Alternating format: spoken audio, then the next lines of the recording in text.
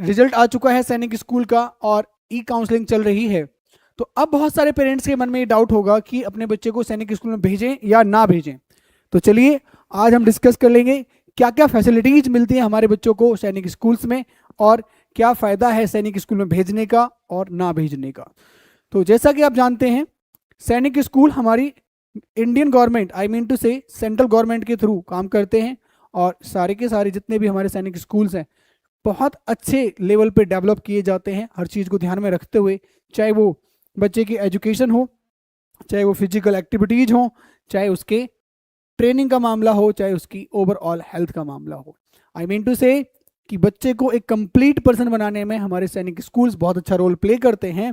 तो चलिए आज की डिस्कशन में हम यही समझेंगे कि भाई क्या क्या फैसिलिटीज मिलती हैं हमारे बच्चों को सैनिक स्कूल में, क्या world class facilities provided in our Sainik schools. चलो देखते हैं। पहले नंबर पे आप देख रहे होंगे एक ग्राउंड का फोटो है। तो ये ग्राउंड किसका है? ये है क्रिकेट का ग्राउंड। हमारे सैनिक स्कूल्स के अंदर क्रिकेट ग्राउंड होते हैं और जहाँ पे बच्चे क्रिकेट खेलते हैं, और जिस बच्चे का इंटरेस्ट क्रिकेट में ज़्यादा होता है और उनको लगता है कि ये बच्चा क्रिकेट में अच्छा कर सकता है, तो उसको प्रॉपर ट्रेनिंग और साथ के साथ उसे प्रैक्टिस के लिए अलग से टाइम दिया जाता है। तो क्रिकेट में आप अगर आपका बच्चा करियर बनाना चाहता है और साथ के साथ पढ़ाई भी करना चाहता है, तो सैनिक स्कूल बेस्ट ऑप्शन हो जाता है आपके बच्चे के लिए। ये तो एक छोटी सी बात। आगे और देखिए भाई, आगे क्या कि एनसीसी की ट्रेनिंग, जैसे कि गोली चलाना, वेपन्स को ठीक करना और वेपन्स की पूरी जानकारी जो हमारे बच्चों को एनसीसी में मिलती है, वो हमारे सैनिक स्कूल्स ऑलरेडी प्रोवाइड करते आ रहे हैं। तो अगर बच्चे को वेपन्स के बारे में जानकारी होती है और वो पहले से ही एनसीसी में ट्रेंड होता है, तो उसे एनडीए में और अपना अदर जॉब्स में भी हेल्प मिलती है। जैसे और आगे देखें भाई, स्विमिंग पूल होते हैं स्विमिंग के लिए, और स्विमिंग कंपटीशन भी हमारे सैनिक स्कूल्स हेल्ड करते हैं रेगुलरली, और ताकि बच्चा एक स्विमिंग में भी अगर करियर बनाना चाहता है या स्विमिंग उसको अच्छी आती है, तो वो उसमें भी करियर बना सकता है। और साथ के साथ एक चीज़ और भी कर सकता है कि मान लो स्विमिंग की उसे कहीं ज़रूरत पड़ती है तो वो स्विमिंग कर सकता है, जो कि स्कूल्स में जनरली प्रोवाइड नहीं किया जाता। अगर किया भी जाता है तो वो फॉर्मेलिटी होती है, एक्चुअल में उनको प्रोवाइड नहीं किया जाता, लेकिन सैनिक स्कूल ऐसा करते हैं। आगे बैडमिंटन अकेडमी आप अलग से ज्वाइन कराते हैं, उसका अलग से बहुत सारा पेमेंट आपको पे करना होता है। लेकिन हमारे सैनिक स्कूल्स क्या करते हैं, आई मीन टू से कि जो हमारे इंडियन गवर्नमेंट के सैनिक स्कूल्स हैं, वो बच्चे को सारे स्पोर्ट्स में ऑलरेडी फ्री ऑफ कॉस्ट, जो फीस आपने पे करी है उसमें ही सारी एक्टिविटीज़ करा के बच्चे को तैयार करते हैं। तो बैडमिंटन भी होता है वहाँ पे, और आप देख सकते हैं फुटबॉल, फुटबॉल भी खेलने को बच्चे को मौका मिलता है। और जिससे एक्टिविटीज़ कर जैसे फुटबॉल खेलेगा और अदर एक्टिविटीज़ करेगा तो बच्चा फिजिकली और मेंटली फिट रहता है, जो कि एक ऑफिसर के लिए बहुत ज़रूरी होता है। आगे देखेंगे हॉर्स राइडिंग, हॉर्स राइडिंग भी कराई जाती है। हॉर्स राइडिंग में जैसे आप देख सकते हैं प्रॉपरली सीनियर्स के इंस्ट्रक्शंस के तरीके से हॉर्स राइडिंग कराई जाती है और पूरा सिस्टमैटिक वे में चीज़ों को रखा जाता है। आगे मोस्ट इंपॉर्टेंट पॉइंट अगर मैं बात करूं तो आज के दिन भाई हमारा देश टेक्नोलॉजी की तरफ बढ़ रहा है, और नॉट ओनली अवर कंट्री, हमारा ही देश नहीं दुनिया आगे बढ़ रही है। और दुनिया जब टेक्नोलॉजी में आगे बढ़ रही है तो स्मार्ट क्लास एक बड़ा इंपॉर्टेंट कंसेप्ट बन गया है।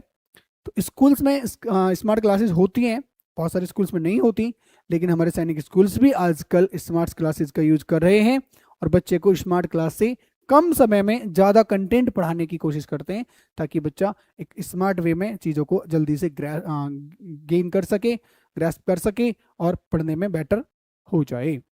तो स्मार्ट क्लासेस होती हैं अवेलेबल हमारे सैनिक स्कूल्स के अंदर। आगे देखेंगे हाँ, कंप्यूटर लैब। अब आपको अगर सैनिक स्कूल में बच्चा पढ़ रहा है तो आपको कंप्यूटर कोर्स की भी टेंशन लेने की जरूरत नहीं है।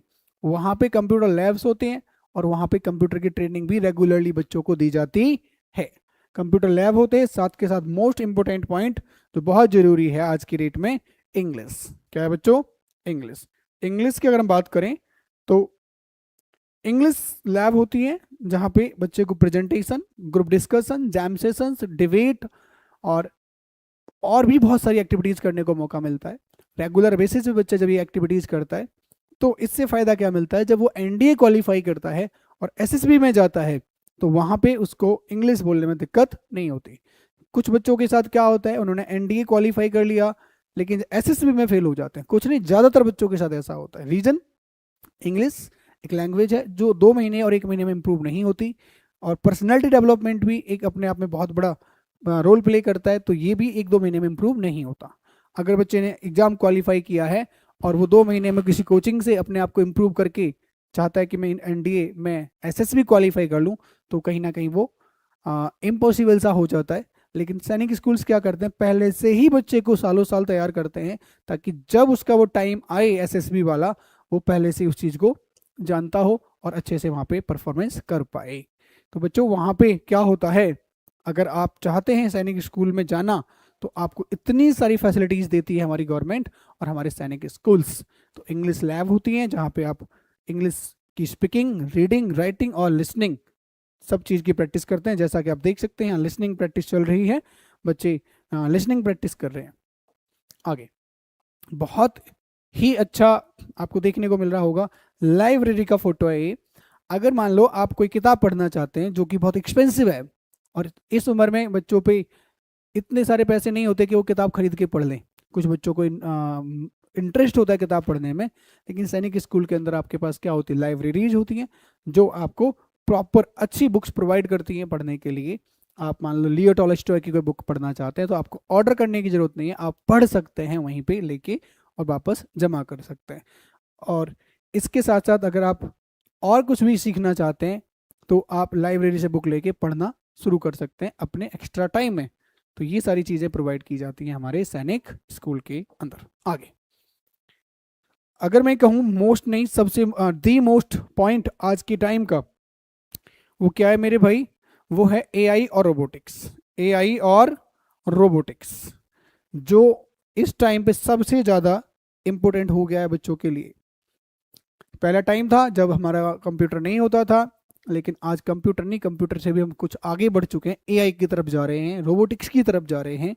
जैसा कि आप जानते हैं हर फील्ड में रोबोट्स अपना काम कर रहे हैं, चाहे वो एग्रीकल्चर हो, चाहे वो हाउस होल्ड वर्क हो, चाहे वो आपका टॉय हो, तो बहुत सारी जगह हमारे रोबोट्स काम कर रहे हैं, चाहे वो स्पेस हो, चाहे वो आपका डिफेंस हो।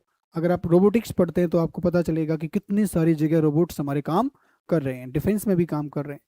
तो अब बच्चे को ये सारी चीज़ें सिखाना बहुत इंपॉर्टेंट हो गया है ताकि वो इन चीज़ों को समझ सके और जान सके, और इन फ्यूचर आने वाले टाइम में वो रोबोटिक्स में भी अगर अपना फ्यूचर बनाना चाहता है तो बना सके। तो बच्चों हमारे सैनिक स्कूल्स क्या करते हैं भाई, एआई और रोबोटिक्स के भी प्रॉपर लर्निंग्स प्रोवाइड करते हैं, प्रॉपर उनके पास ट्रेनर्स होते हैं जो आपको ट्रेन करते हैं, ठीक है, जो कि बहुत इंपॉर्टेंट हो गया आज की डेट में। जैसे कि आप देख सकते हैं game changer in kids learning, AI plus robotics, it's a game changer.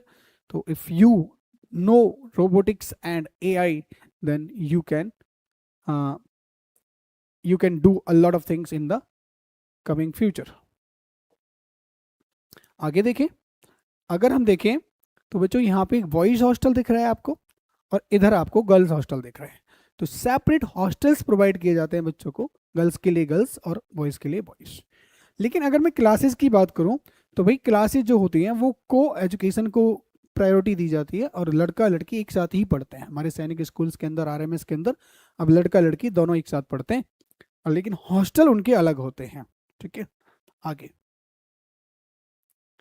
खाने की बात करें तो देख रहे हैं आप कितना डिसिप्लिन तरीके से बच्चे बैठ के खाना खा रहे हैं। अगर आपको पता ही है, अगर आर्मी स्कूल्स की बात करें, सैनिक स्कूल्स की बात करें, मिलिट्री स्कूल्स की बात करें, या हम इंडियन आर्मी में मेन पॉइंट अगर देखें तो क्या है वो डिसिप्लिन।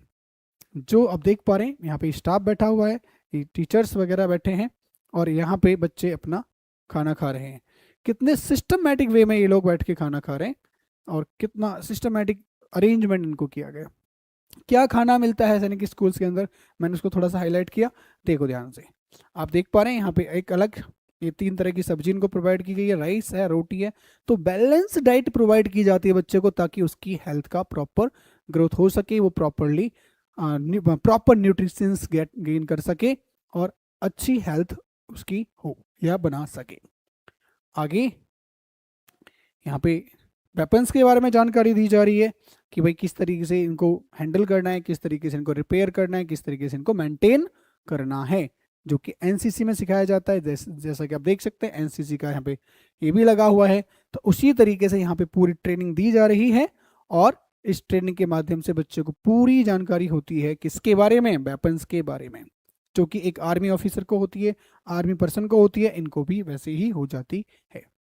नेक्स्ट, रेगुलर चेकअप्स होते हैं बच्चों के, क्योंकि बच्चे को बीमारी तो नहीं है, अगर कोई बीमारी है तो उसका ट्रीटमेंट किया जाए, और अगर कोई बच्चे को बीमारी है या बच्चे को कोई प्रॉब्लम है तो 24/7 मेडिकल असिस्टेंट रहता है, या असिस्ट, या कह सकते हैं मेडिकल असिस्टेंस 24 घंटे रहती है। कोई भी बच्चे को अगर प्रॉब्लम है तो वो उसी टाइम पे जाके मेडिकल उसमें मेडिकल रूम में जाके डॉक्टर से या वहाँ पे जो फर्स्ट एड वाले हैं उनसे मिल सकता है और वो अपना ट्रीटमेंट ले सकता है। वहाँ हर तरह की चीज़ें प्रोवाइड की जाती हैं और रेगुलर चेकअप्स किए जाते हैं बच्चों के, ताकि वो उनको कोई बीमारी ना हो, और अगर है तो उसका ट्रीटमेंट टाइम से किया जा सके। तो अगर आप और देखें, योगा सेशंस हो गए, मेडिटेशन हो गया, ये सारी की सारी फैसिलिटीज वहाँ पे होती हैं, और बहुत सारी चीज़ें ऐसी हैं जो बच्चे को ओवरऑल डेवलपमेंट में हेल्प करती हैं। जैसे यहाँ रोप क्लाइंबिंग हो गया, माउंटेन क्लाइंबिंग हो गया, और भी कई सारी एक्टिविटीज बच्चे को देखने को मिलती हैं।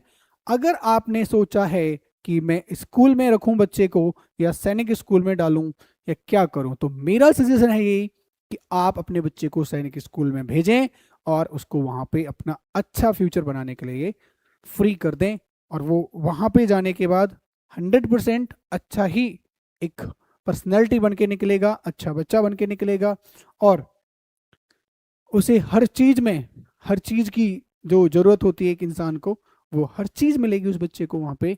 तो मेरे हिसाब से मैंने आपको सारी चीज़ें बता दी हैं। अगर अभी भी आपको कोई डाउट रहता है तो आप कमेंट में बता सकते हैं, we can explain your doubt. तो ठीक है, आज के लिए इतना ही। अगर और भी कुछ चाहते हैं आप सैनिक स्कूल के बारे में जानना तो please tell me in the comment box. जय हिंद, जय भारत। मिलूंगा कल की वीडियो में।